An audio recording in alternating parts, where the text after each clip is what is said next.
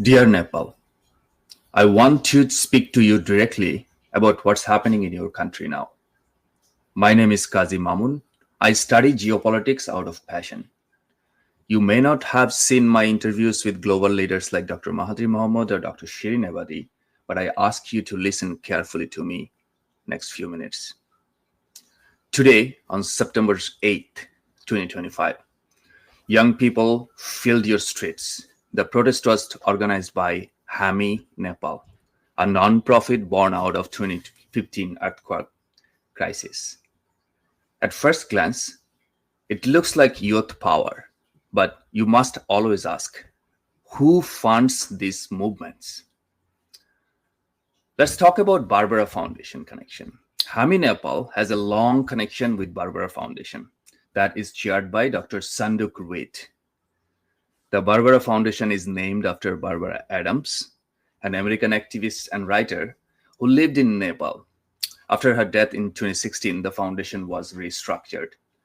But its early donation pipeline included a US mailing address. You can find it online.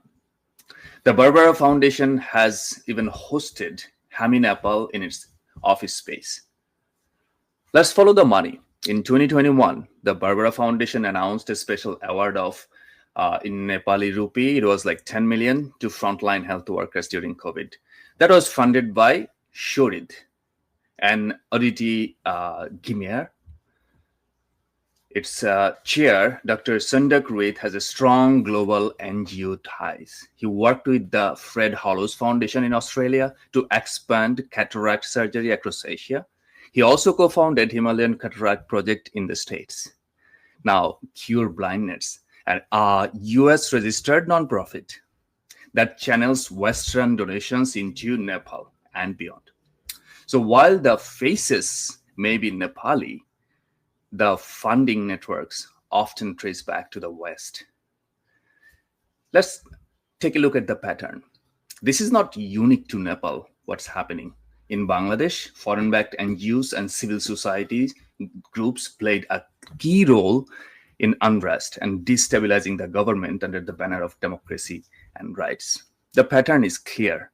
Local groups fueled by foreign money, creating instability that foreign powers can exploit.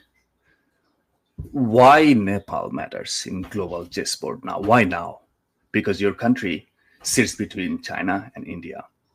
The United States is engaged in a tariff wars and strategic clashes with China, India, and Russia.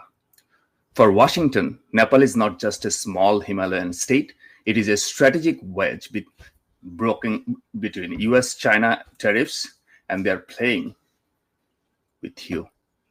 And history shows they don't always need tanks or soldiers. They use money, NGOs, foundations at their entry point. This is a warning. This is not an attack on your youth. Their frustration is genuine. This is not an attack on HAMI Nepal. Their origin were noble. But when foreign money mixes with local anger, it rarely ends well for your nation.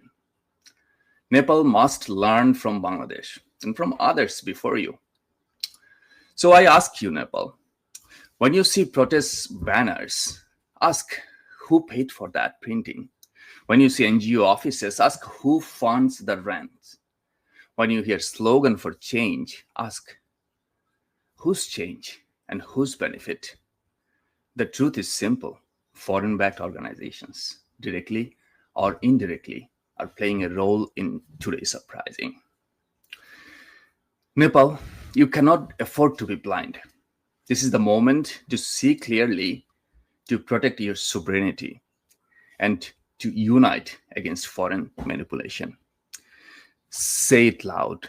You will not be pawns in another nation's geopolitical game. Wake up. Wake up now.